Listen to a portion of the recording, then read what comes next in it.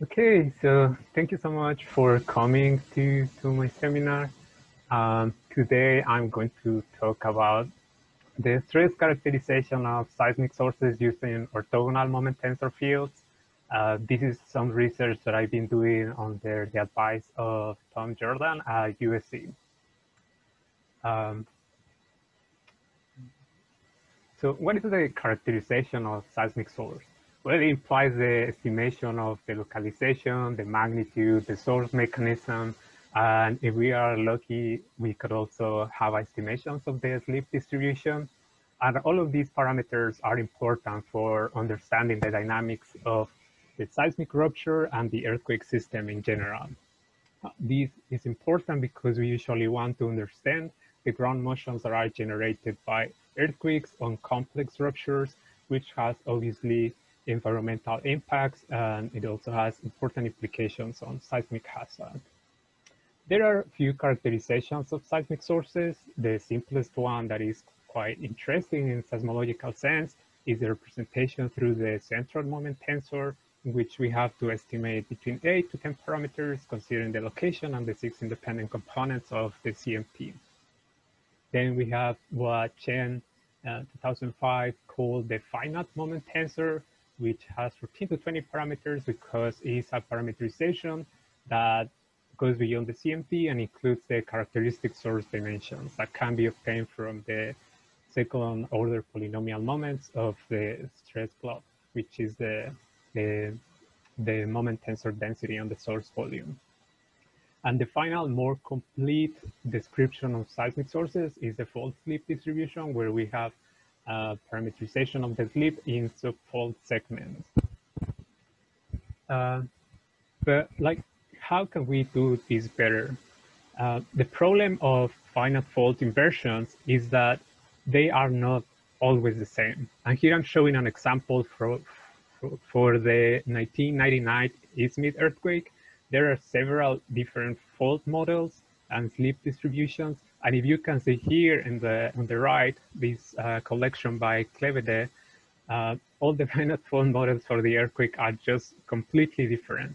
And he compares all these models against his model using the finite moment tensor, which is given by the ellipsoids. And I think we can see that we can learn very much from the fault models compared to these ellipsoids. And the difference between these fault models depends obviously on the data that goes into them. It can be the geological, geophysical, or geodetic data. They have different resolutions, and thus we can get different answers. But also the solutions depend a lot on the, well, not just on the data, but in the parameterization and the inversion scheme. So how can we constrain the earthquake complexity? And that's one of the questions that I'm gonna try to address during my talk. But also how we can relate the stress complexity to the complexity of the earthquake system. I also want to try to address whether it's possible to constrain the mechanism complexity from the ambient stress fields. So I see my research as putting pieces of a puzzle together. And these pieces can be the source models, moment tensors, the stress fields, and the seismicity. And those are kind of the topics that I'm going to be covering during my talk.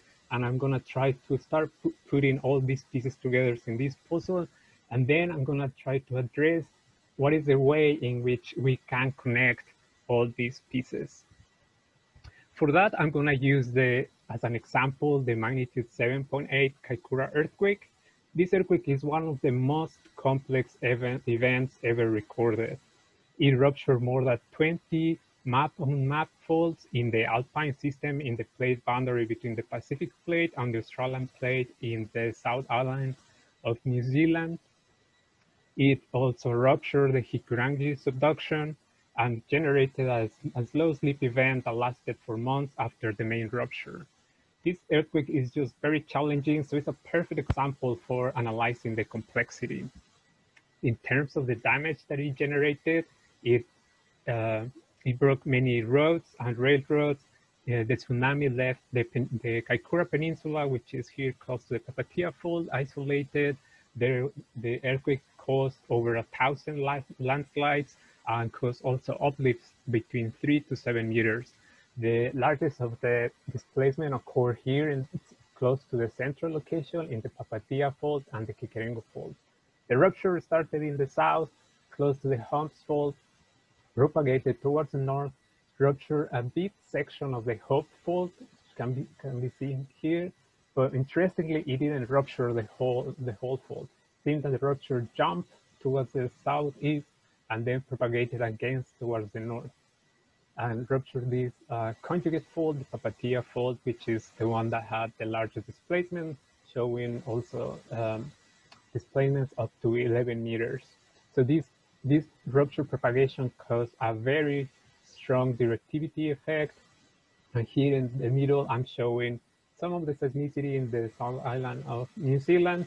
We have an important sequence, which was the 2013 Sidon sequence, where 2 magnitude 6.5 earthquakes occurred. To the south, we have the important sequences near Christchurch of 2011 that caused several damage in the Canterbury area. And before that, in 2010, the 7.1 earthquake in Darfield. So as I was mentioning, this earthquake was so complex that it's so challenging, and many people, many research groups have tried to characterize the dynamic behavior of the earthquake and have also constructed several finite fault models. So I'm going to talk a bit about the models for this complex earthquake. The first of all that I'm going to be mentioning today is the SESCA model, or I'm going to call it CM 2017. It's a model that was constructed in 3 fault segments. Into it were they included seismic, geodetic, and INSAR data. You can see here the 3 fault segments, and the same, the rupture started from the southwest and propagating towards the northeast. The second model is a Wang model of 2018. I'm going to call it WM 2018 model. It's a model that is composed by 12 fault segments, and for its construction, they used geodetic data, seismic, and tsunami waveforms. Here we can see in the right that they also have an important slip on the subduction zone of New Zealand. Something that I didn't mention about the SESCA model is that they consider this reverse motion, but they don't associate it with the motion on the plate boundary, meaning on the subduction zone, but instead a reverse crustal fault.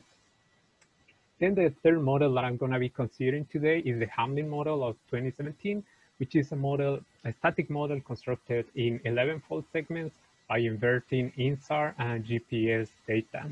As you can see, these 3 models have different geometrical support, meaning that the orientation and number of faults are different, and also different data sets were into them for their construction. You can see that the 3 models have similar CMT, and they actually use the CMT to constrain their solutions, comparing against the central CMT computed by the USGS. Here you have the CMT for the SESCA model, for the Wang model, Hamlin model, and you can see that all of them compare the CMT of the models against the GCMT. So we can think of the CMT as a measure of complexity. However, you can see that it doesn't explain some of the regular characteristics of the rupture. So what are possible representations of the mechanism complexity? The first one is the sum of CMT point sources, which is basically the representation of a finite fault, or if we only take the CMT, is just the CMT point source representation. The second one that I'm going to be covering today, most of the talk, is the sum of orthogonal moment tensor fields, in which we express the stress glut or the moment tensor density in the source volume as the summation of orthogonal moment tensors multiplying space-time source functions. Remember that we are constraining the moment tensors to be orthogonal, although they don't have to be, but we are going to constrain that. In the summation, we have this parameter D, which we consider to be the dimensionality of the source, meaning the number of moment tensors that we need to completely describe the moment tensor density. The source time functions G are only the projections of the moment tensor density into this basis set, and this we can write in as a cosine, meaning the direction cosine of this projection, where little m is just the scalar moment density. Under all of these definitions, we can talk about the total moment, meaning the integral of the scalar moment density in the source volume, which is just the integral of the norm of the stress plot. The Aki moment, then the traditional seismic moment, is defined as the integral of the scalar moment density averaged by the direction cosine of the 0-degree field. However, some of the limitations of the Aki moment for measuring the moment in this way is that by definition, the higher degree terms do not contribute to the seismic radiation or to the total moment. Thus, we proposed a different definition where we talk about fractional moments, and they are the averaging of the scalar moment density over the square of the direction cosines. And thus, we are considering the radiation or the moment that is accounted by the higher degree terms. In this talk, I'm gonna use the fractional moments or the fraction moments indistinctly. The fractional moments are just the ratio of the fractional moment over the total moment. And we are going to be using the fractional moments or moment fractions as a measure of complexity. Just for mention, all of these this theory is it's published in these papers by Jordan and Flores in 2019 and 2020. But mathematically, we can write or construct any basis set as we wanted, as long as we have 6 independent vectors in the space of moment tensors. But what are the bases that have some seismological interest or that are interesting for seismic studies? So in this case, we proposed 3 different basis sets. The first one we call the moment-oriented representation, or MOR, the PCA, principal component analysis basis set, and the stress-oriented representation, or SOR. And I'm gonna be focusing most of the time on the stress-oriented representation. But first, I'm gonna compare these 3 representations for the Wang model of 2018. So here we can see in the map the kinematic source model, the central location, and the 3 basis sets are in different colors. The moment-oriented representation in red, then the PCA on blue, and the stress-oriented representation in green. The MOR basis set maximizes the polynomial moments of order P equals to the degree of the wave field. That means that the 0-degree term is like the point source or the monopole on the source representation. The first-degree term represents the largest dipole component of the source. Then the second-degree term, the largest quadrupole, and so on. While the PCA maximizes the norm of the residual space-time source functions. So it's a measure of the reduction of our variance on the representation of the seismic sources. And we can see here that the 0-degree moment tensor in the MOR, which has the CMT, and the PCA doesn't necessarily have to be the same. They look very similar in this case, but if you can see with detail, the blue mechanism is slightly rotated. And then the stress-oriented representation is the last one that we constructed that takes the CMT to construct the basis that is aligned to the stress fields. There you can see that there are some similarities between the mechanisms. Here I'm comparing the three kinematic models of the Kaikoura earthquake using the MOR representation. You can see that the 0-degree mechanism, which is the CMT, actually agrees among all the models because they use these to constrain the models against the global CMT. But then we have the first-degree term that kind of agrees. There are probably some differences on the orientations, but we can see that we have this kind of double couple component that perhaps appears here as the 4th-degree term for the SESCA model. Then we probably have this CLVD component that is very clear in the Wang model and the Hamlin model, but it's quite hard to identify for the SESCA model. And then we have the other mechanisms that we kind of speculate what they mean or why they appear in one basis or the other. So this is telling us that these mechanisms should be a measure of their complexity, but also could be used to constrain finite fault inversions. And why is that? Well, if we have a seismic source, the representation should be unique, and then the mechanisms should be the same for all the kinematic models. So when I'm saying that we can use them to constrain, is that when you are constructing finite fault models, you should obtain the same representation. Doesn't matter uh, the parameterization of the data that it's going into your model. Here I'm just comparing in terms of numbers how the moment is partitioned among the different representations for the different models. We can see that the 0-degree term is about the same for all the models and all the representations. However, we can see that the first-degree term, although it's quite stable for the Wang model and the Hamlin model, the Seismic model varies quite considerably between the MOR and the PCA and also with the SOR. And then for the other degree, the moment of the higher degree terms is just very different, which is kind of related with what we saw earlier, that these mechanisms just don't agree in between the different models and representations.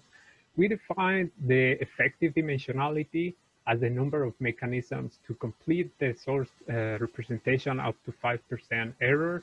This is just defined ad hoc, and this is kind of related with what we expect to see in terms of the inverse problem. So we want to at least summarize 95% of the total moment when we are trying to estimate seismic sources. And in this case, we can compare, for example, the Wang model with the Hamlin model. We see that Wang has a dimensionality of 5, while Hamlin has a dimensionality of 4. Similar for Seismic model, we have dimensionality of 4, meaning that the Wang model is the most complex of all of them. But we can ask, what do these mechanisms mean? Like, we see that they are very complicated. They have different orientations, different CLBD to DC components. So how we can interpret them? There have been some studies that try to interpret the mechanism complexity using seismicity. One example is this study by Bailey 2009 and 2010, where analyzed the seismicity in different fault segments in Southern California. And as you see, averaging the seismicity gave, like in some areas, very nice double coupled components, but in some others, a strong CLBD component average mechanism. The average is basically using the construct summation. So this is kind of similar to the CMT that we would expect from a finite rupture model. And they explain these CLBD components by the combination of two faulting styles. For example, in the first horizontal CLBD, which has a vertical strain, a compressional vertical strain, can be explained by a strike slip plus a normal fault. And he also proposes how the stress fields would look like to generate this type of mechanisms, where we have pure strike slip motion when the principal stress direction is not exactly parallel to the fault, but it goes a little away, so it causes some normal faulting, or where it's more compressional and causes some mainly strike slip faulting, but some reverse components. And in fact, what they tried to do in this study, Bailey again, they tried to partition the total moment of the seismicity into what it looks like, almost like a basis set. You see, they have 6 different mechanisms, and they estimated the moment or the number of earthquakes that have that mechanism. But as you can see, this is not exactly a basis set, because some of the mechanisms have the same orientation, just opposite direction. So that's not our orthogonal basis set. So we kind of ask the question, how can we do better? How can we represent the source with the least number of mechanisms and that have some seismological that provide some seismological understanding?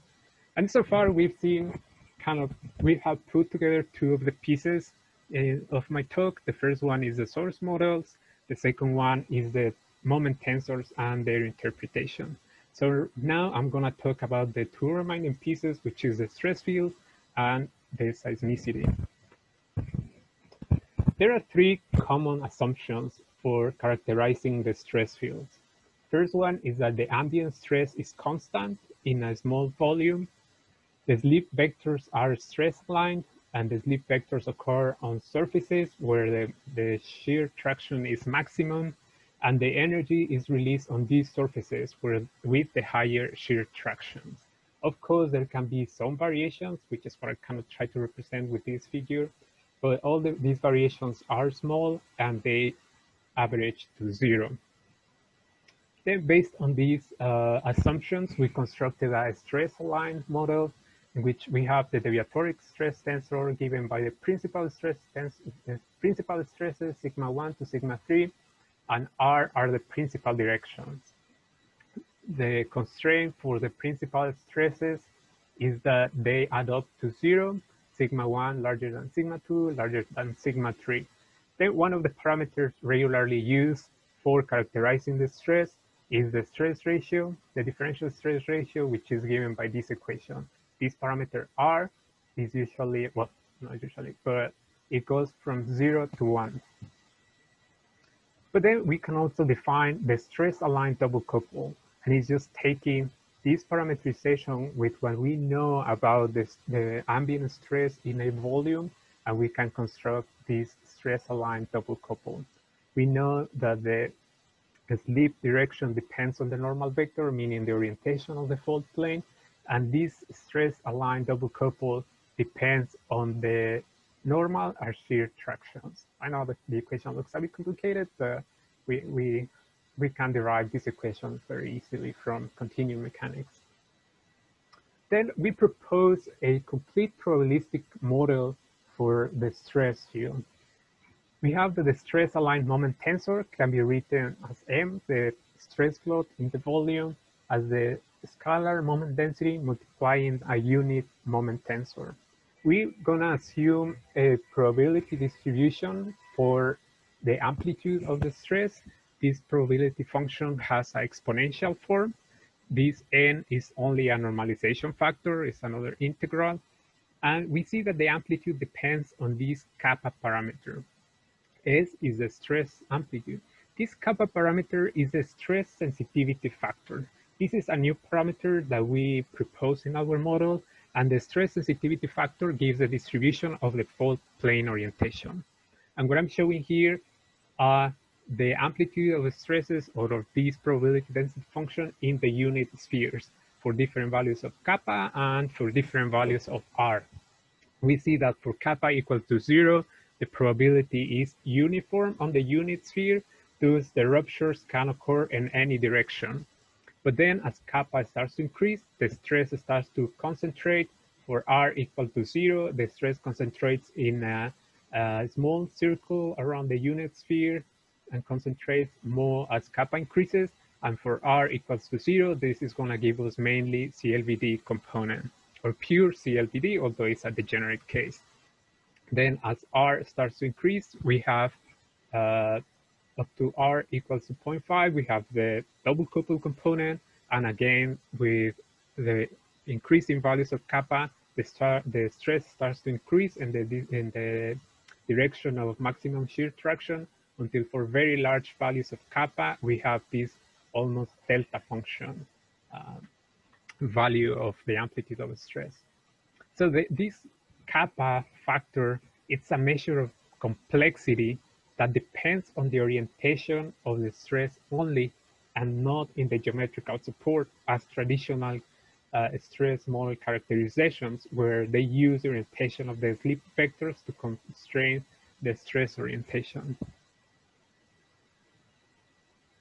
But then how can we relate this to the mechanism complexity that we usually observe in seismic sequences, where we don't have only double couples, but we can have as well CMTs with double couple and CLVD components? So we describe how these elementary sources of the moment tensor field are oriented relative to the mean mechanism or CMT. And for that, like I'm going to take as an example for R equal to 0.5, sorry, the CMT is the pure double couple, as we can see here in the diagram in the middle for R equals 0.5. Then we can have orthogonal rotations from that mean double couple that can be given by this equation, but this is a physically motivated basis set. This means that these moment tensors can be interpreted using 2 degrees of freedom as variations of the strike direction in the case of the M1, on the dip direction for the green mechanism, and variations on the rate direction for the purple one. No, sorry. The green one is rate directions and the purple is dip directions. And finally, the last basis set element, the M4, is the CLVD to double couple that complements the CMT. That means that if the CMT has some CLVD component, the M4 is going to have the complement of the total CLVD in the source volume plus the double couple that is not accounted by all of these mechanisms.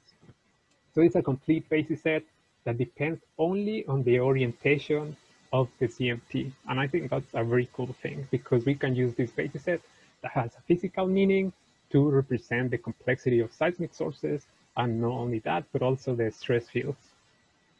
But now how we can account for the moment partitioning.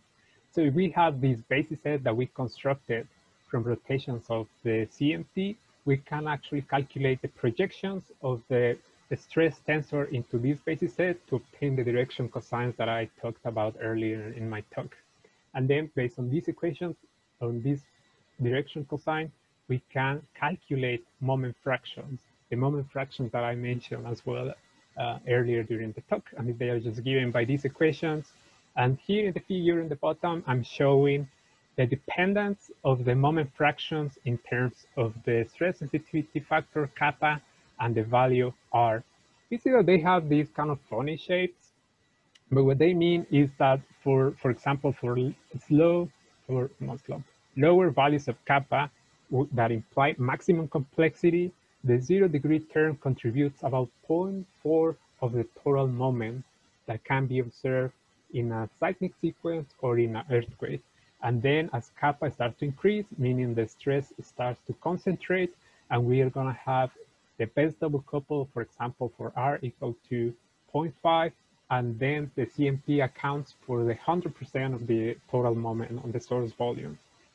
And then the other terms have more or less the same contribution. The first degree term M1 that corresponds to variations of the strike has maximum contribution of 0.25 when the component is maximum as CLVD. Then something interesting that our model predicts is that the 2nd-degree term and 3rd-degree term have the same partitioning of the moment fraction, and this is just given for the symmetries of these two mechanisms. Finally, the CLVD component is kind of funny, this very interesting shape, but it is just the result of all the moment that is not accounted from the previous fields. And as you can see, it's kind of the complement mainly of the 1st-degree term by this behavior that is kind of funny for log 10 kappa below 0. And then over that, we have these kind of nice lobes that come from the values for very large kappa, the very large values of kappa, which are kind of the asymptotic behavior of the moment fractions. Then this theory kind of tells us that if we can measure these moment fractions, we can actually estimate R and kappa. So if we can measure the moment fractions, we can keep this in mind, because the moment fractions can be measured from seismic sequences, rupture models, or wavefields, perhaps. Here I'm showing an example for an arbitrary source where we have a point estimate of the moment fractions, and we can trace contours on these plots of the moment fractions in terms of kappa and R. We can try to find the point that intersects all these curves. We see that this kind of close for intersecting, but maybe not quite there. This is of course because we absolutely don't believe that the moment the stress aligned hypothesis is correct, but it's probably good enough for describing some of the reality. Then we can do to actually make estimations of the values of R and kappa and characterize the stress. Well, we impose probability distributions. And for that, we calculate the maximum likelihood estimation of the parameters. The likelihood function is given by the probability density function of the moment fractions and the probability density function of the double couple component of the CMT, or the 4th-degree moment field. the moment fractions belong to a simplex. That means that all of them are strictly positive and they add up to 1. Thus, they can be modeled by two different probability distributions. The common distribution for modeling variables in a simplex is the Dirichlet distribution. However, this distribution suffers of not being able to model negative correlations or very strong positive correlations. Then another distribution that is kind of more flexible in that sense is the logic normal distribution, which is basically just a standard normal distribution, but it requires a logic transformation of the moment fractions that we can see here. Then we took the logic normal distribution combined with our estimations of the dependence of the moment fractions in terms of the parameters R and kappa. I use that to characterize the stress fields. And here I'm showing an example of the characterization of the stress associated with the Wang model of the Kaikoura earthquake. Here I'm showing the distributions of the moment fractions that we obtain from the model. We take the CMT solution, the best CMT solution, to construct the orthogonal basis set. We calculate the moment fractions for all these elements of the basis set, and we obtain the maximum likelihood estimation of the parameters R and kappa. We can see that there is some uncertainty. We can obtain the uncertainty because we have, this is a probability estimation. The value of R is 0.85, meaning that it's a strong CLBD component. The kappa value is 4.5, meaning that there is some complexity on the model. And this is quite clear from all the different fault segments and slip distribution in this model. We made a measure of how true the stress aligned hypothesis is by using some sort of p-value calculation. And we find that if the stress aligned hypothesis is true, there is a probability of 0.21 of observing this data set. So this 0.21 is kind of a measure of how well our stress aligned hypothesis does to describe this data set. But then how the seismic sequences before and after the Kaikoura earthquake look like? I took the seismicity in this dashed rectangle, the foreshocks on this area, and calculate the values of R and kappa. Here I'm showing the distributions. This is the best CMT from the seismicity, the orthogonal basis set. We see that the value of kappa is very large, it's 26. The value of R doesn't change very much, but this value of kappa, large value of kappa, indicates that the stress is very concentrated. This is probably an indication that the stress on this area was concentrated enough to initiate and perhaps to propagate the rupture. And this is quite interesting because when we compare to the estimations from the aftershock distributions, we obtain a very low value of kappa, meaning that the distribution of aftershocks were after the stress was released, thus creating more complexity, and then ruptures could occur on many different directions. So I think this is very nice. Those are very nice observations. We find that the moment fractions correspond to strike slip and reverse faulting, which is clearly what we see in we saw in the Kaikoura rupture and also in the kinematic models. As I mentioned, R doesn't change significantly between the kinematic models and the foreshocks and aftershocks. And the measure of the accuracy of our stress aligned hypothesis is 0.52, 0.54, which are very good values for our model. Then, but what happens when we compare the different Kaikoura models? We have 3 models, so we just took them and did the same again and compared the results among all of them. The values of R are quite stable, except for the Hamlin model, which was constructed only from static data. We see that R is lower, but this is just because it's mostly a double coupled component, not as large CLBD. But for the Wang model, we obtain values of 4.5. For the Seska model, a slightly larger value of kappa of 12, and for Hamlin, a value of kappa of 6. So we can see how the value of kappa is related to the complexity of the models. Wang, being the most complex, has the smallest value of kappa. Seska, which only has 3 fault segments, has a larger value of kappa. and handling is somewhere in the middle. But then we also evaluated the kind of the score or the probabilities that the stress aligned hypothesis can describe this data. We found for the one model, as we saw before, is 0.25, but unfortunately for the other two models, the probabilities are almost zero. It doesn't mean that the models, the kinematic models, are wrong. It only means that they are not, how to say this, they are not very consistent with the stress aligned hypothesis. So it's quite interesting because we would like to know whether we can construct kinematic models that are actually consistent with the stress aligned hypothesis, if all this makes sense. Here I'm just comparing the results of the foreshocks, the Wang model, and the aftershocks. We see that the foreshocks have very large value kappa, which might indicate this stress concentration before the Kaikoura rupture. During the Wang model, which I take as my favorite model just because it agrees the best with the stress aligned hypothesis, has a very low value of kappa, which probably indicates all this complexity or summarizes all the complexity that we observed during the Kaikoura rupture. Finally, the aftershocks also have very low value. This occurs because just the stress was released during the rupture, and then you have kind of not very well organized aftershock sequence. But then I just want to talk about what is the potential for stress monitoring.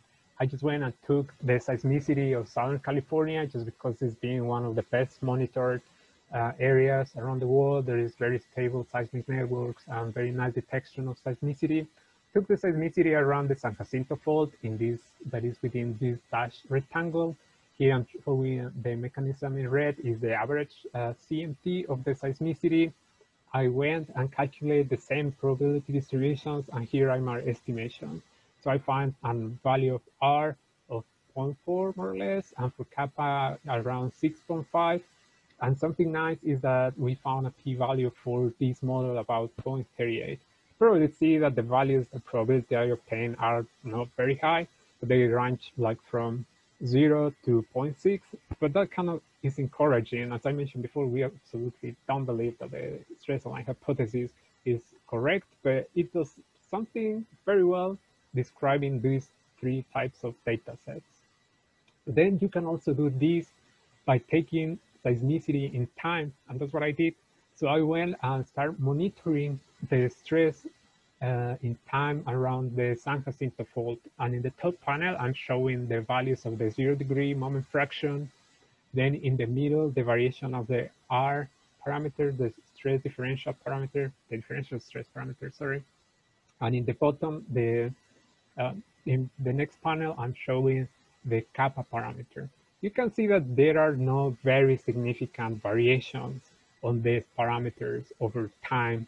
I mean, the shaded areas are the 95% confidence intervals. And probably you'll say that, yeah, there is some strong variations here where we have these interesting seismic sequences, but there is nothing that might be indicating that the stress is concentrating, meaning going to very large values of kappa, at least with a small confidence interval, which is quite interesting because we compare our results to the studies of Ben Zion and Saliapin with the damage coalescence in the San Jacinto fault, and they didn't find anything like significant in terms of damage concentration in this area. They can claim that probably some signal was observed between 2000 to 2010, but however, we don't observe any significant changes.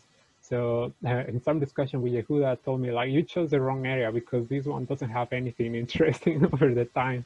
So I expect that I could like take different seismic sequences and hopefully find some indication of the stress concentration over time, just like it seems I found for the Kaikoura earthquake. So I think like I put all the pieces together, all the pieces that we know before. Now we know source models, moment tensors, put together with the monitoring seismicity and the stress field. So the remaining piece is, can we measure the moment fractions from the seismic wave fields? So can you imagine, this is to me like very exciting because it means that we can make inferences of the stress field from seismic observations, from the seismic wave fields during an earthquake rupture. And to my knowledge, no one has done this before. So hopefully you are as excited as me when we go over this research. So for the wave fields generated by these high degree moment tensor fields, we know that the displacement is given by the projection of the stress cloud in the seismic source in the source volume into the strain green tensor. We can expand the strain green tensor in the Taylor series around the X star, which can be the central location. And then taking these two equations with the stress cloud representation, substituting in the equation for the wave field, we can obtain an expression for the wave field in terms of the higher order derivatives of the strain green tensor projected into the orthogonal basis set and these polynomial moments of the space-time source functions. I know this looks a bit complicated, but that's why I created this table that we call the structural moment array, where we basically have these terms, where we have the orthogonal basis set and the polynomial moment. Given that we take the 0 degree term as the CMT, this contributes to the 0 degree moment. And by definition, the higher degree terms do not contribute to that. So this is basically all the moment that is taken by the CMT. But the higher degree terms, the 0 degree term do not contribute to the radiation of first order because this is the central location, but higher degree terms actually contribute, and these are dipole vectors. And then we have quadrupole vectors. The mu 0, 2 is the one that is usually used to constrain the characteristic source dimensions. Then just kind of took the Grace and Pitarca earthquake rupture simulator and tried to estimate wave fields to see how this looks like. And so I did. I calculated the representation of the Grace and Pitarca model using the moment-oriented representation. You can see here that the mechanisms, very interestingly, the mechanisms of the MOR are very similar to the mechanisms that we obtain from the stress-aligned representation. And then here on the right, I'm showing the wave fields for each of these terms. The panels here in blues and reds are the space-time source functions associated to each of these mechanisms. We see that the higher degree fields have actually considerable amplitudes. In black, the black seismograms are the total wave fields. In red, I have the 0 degree wave field, which is the field radiated by the CMT. And then we have the higher degree field. Although they have a magnification of 4, we see that for a magnitude almost 8 earthquake, those wave fields are actually going to have quite significant amplitude. You agree? Then when we calculated the radiation patterns at different 300 kilometers around the source, we find these very pretty and nice radiation patterns. That obviously the full radiation pattern is given here with black and red, the positive amplitudes of the P waves, in gray and blue, the negative amplitudes. In the colors, red and blue, are the high frequency radiation, and in black and gray, the low frequency. We see that the 0 degree term is obviously the one that contributes the most to the full radiation, but then the higher degree terms have these very characteristic and nice radiation patterns that also have quite important amplitudes. And they are like very, very interesting. So this kind of motivated us to try to constrain these mechanisms and their associated moment or moment fractions from the wave fields. Just out of curiosity, I apply my stress characterization technique to the Grace and Pitarca model, one realization, and we found that the value of kappa is 12, meaning like there is not much, that the stress is very concentrated if the model obviously agrees with the stress aligned hypothesis. R equal to 0.5 because we constrain, well, the simulation is constrained to a strike slip almost pure double coupled. However, we find that the probability of this model agreeing with the stress aligned hypothesis is 0. So our model can describe the construction of this parametrization of kinematic sources. And again, I kind of want to emphasize, is it possible to construct kinematic models that agree with the stress aligned hypothesis? I think that that's going to be something very interesting and perhaps a research topic. So the question would be that how we can tune these kinematic models so they agree with our easiest or simplest representation of the stress fields. So continuing with the Kaikoura example, So I went and calculated the wavefields for higher degree terms. We see that they have considerable amplitudes, and then we can actually go and estimate the moment fractions. For that, the methodology is very simple. We correct for errors in the CMT. We calculate the moment fraction for the 0 degree term from the spectra, estimate the stress aligned basis set, and calculate the moment spectra for the residual wave fields. Here I'm just showing some seismograms. In the black seismograms are the observed data. In red are the ones computed from the global CMT solution. So we went and took the first step. We corrected by the CMT errors. For that, we used the theory of Zhao 2005, where he expresses the observed waveform as a perturbation of the synthetic waveform given by the phase and amplitude anomalies delta tau p and delta TP and delta TQ. Then we can go over some algebra, and we can find that perturbations of the CMT can be written as as a linear equation where the phase and amplitude anomalies depend on the imaginary and real part of the strain green tensor normalized by the initial synthetic seismogram. Here I'm showing in the first panels, in red and blue, the amplitude and phase anomalies. Then in the second panel, I'm showing the residuals after correcting for the CMT.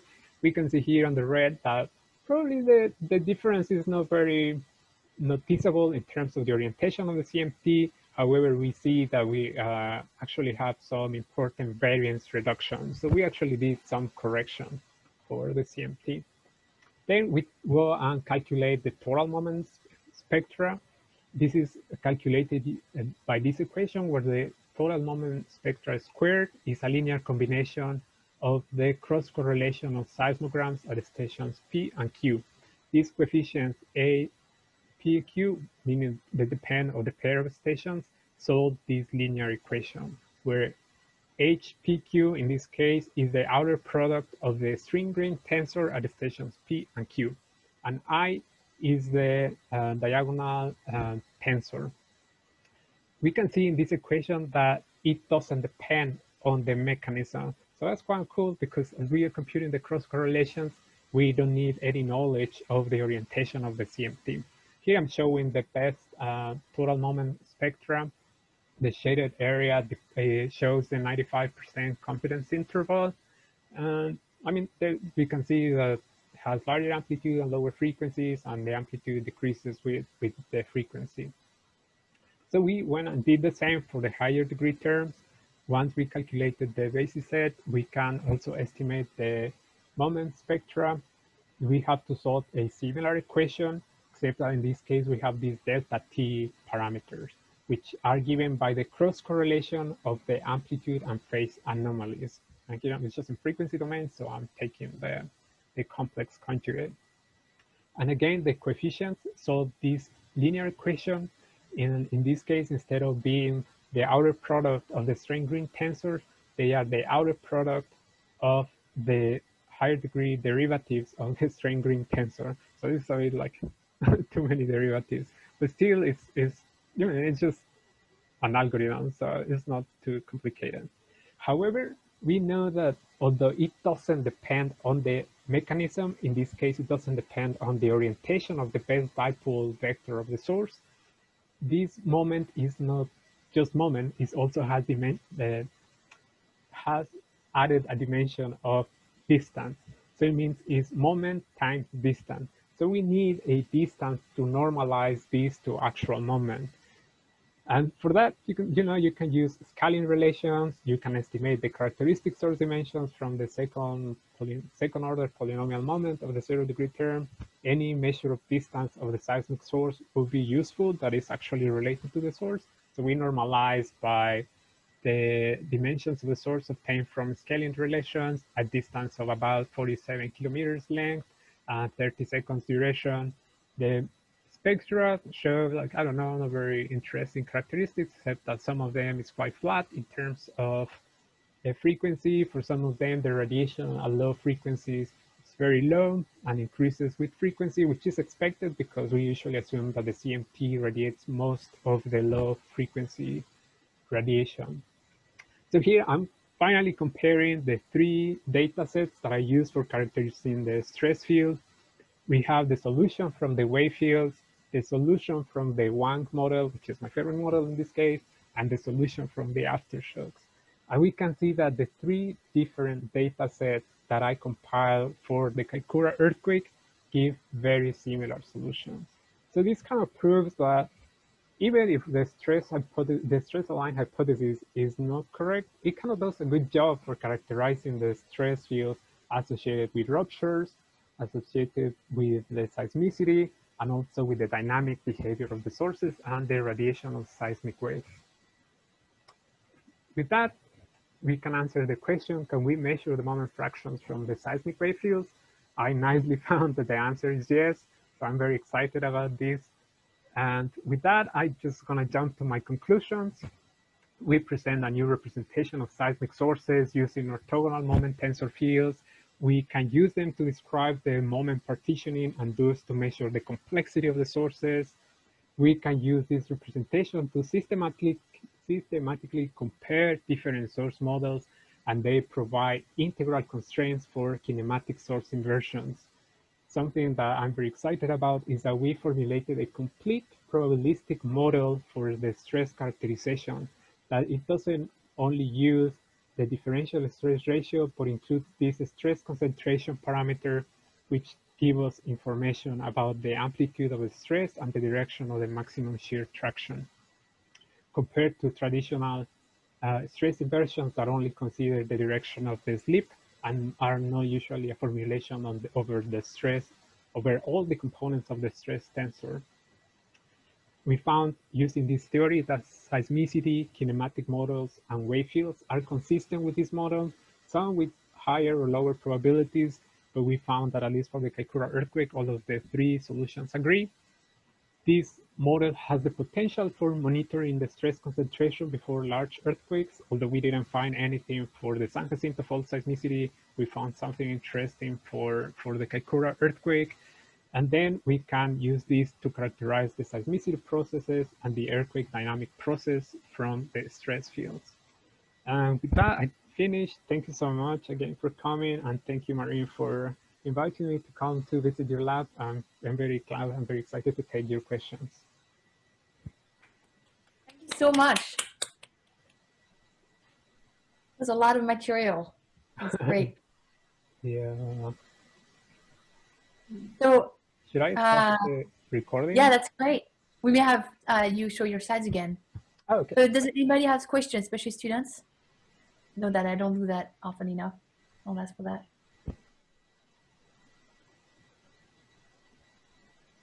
Okay, Brent, gotta leave. No? So I'm going to ask one. You mentioned that you could get maximum stress amplitude at the end. Apologies if it was over my head, but like, is that the not the amplitude. What I want to say is the maximum stress concentration.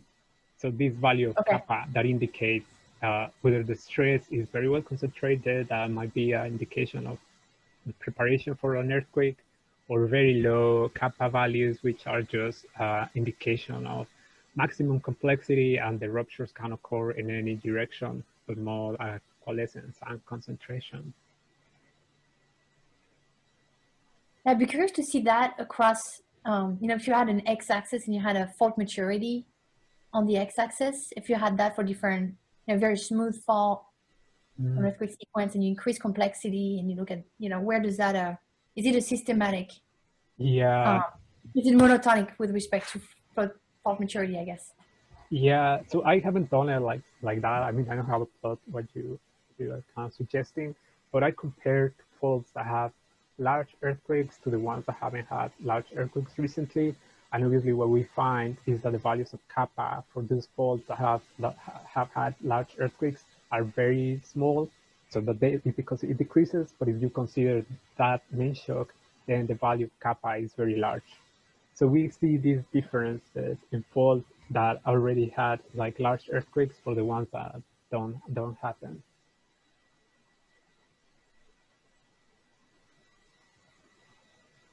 Any other question? I had just, if you could clarify, because I probably didn't catch everything. But if you go back to when you talked about the stress-aligned hypothesis and how, I guess I was sort of curious about, the question whether any kinematic models can actually satisfy that. So do you mind going over again what exactly needs to be satisfied, and what do you think about, how basically the kinematic inversion is posed makes it so that it's not possible to Right. satisfy that? So the straight line hypothesis is just like taking the three common assumptions for stress inversion. So this is nothing new, but instead of just taking the sleep direction, we construct the model from the complete stress tensor. That's what we have here, the unit stress tensor, and it's given just by the normal and shear tractions, obviously multiplied by some of the components of the tensor, but this is just the formulation. And so your question was like why the kinematic models don't agree. So our model predicts partitioning of the moment over these higher degree fields and this way. So we have that the 0 degree term always has the largest amplitude, the first degree term has up to 25% maximum, so the maximum that it can have. And then the others have up to 15% of the total moment. So because we have a constraint of the total moment that each mechanism can account for, that usually doesn't agree with the observations. Okay. So we constrain the mechanisms, but the moment partitioning from any model Right. to these mechanisms is not always the same. And that's what we see with the different models. For Wang, we see that, it's not the best, but we have some agreement compared to the other two. So in our heads, we think that Wang model agrees somehow with the stress-aligned hypothesis, while the others don't agree. And again, I'm not saying that the models are wrong. They just don't agree with our hypothesis, which to me was actually very interesting because, for example, the Seismic model was constructed by fitting planes of the seismicity. So they put seismicity into it. Thus, I was expecting that model would be the best, or that would be more consistent with the stress-aligned hypothesis. But it turns out that the model is too simple to be consistent with the complexity that we observed in the Kaikoura earthquake. Definitely super interesting. Thanks. Yes, thank you.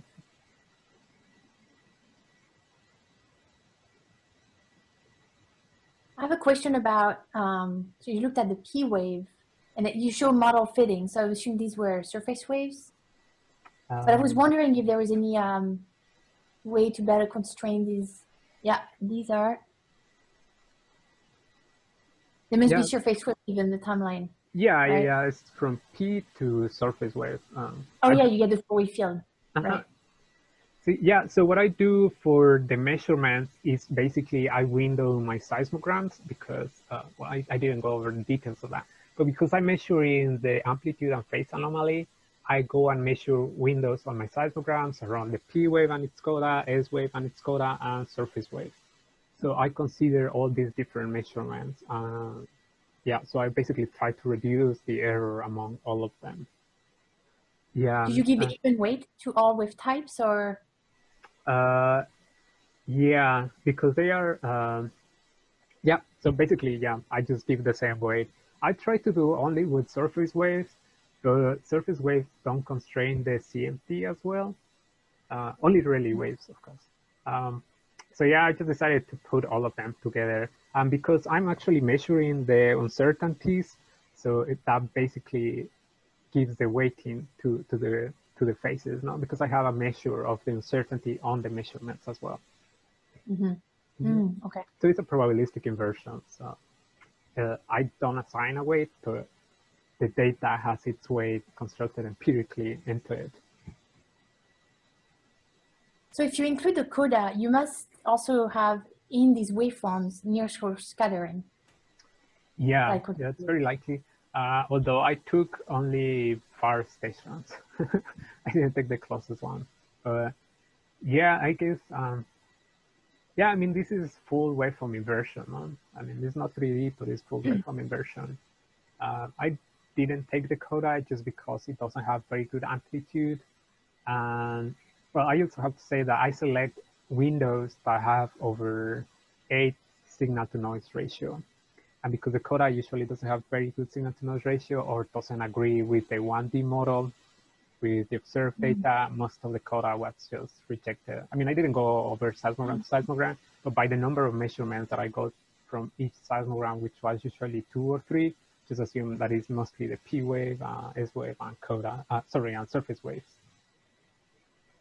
okay, so you're basically effectively ignoring the signals that have a lot of coda. Right. Yeah. Okay.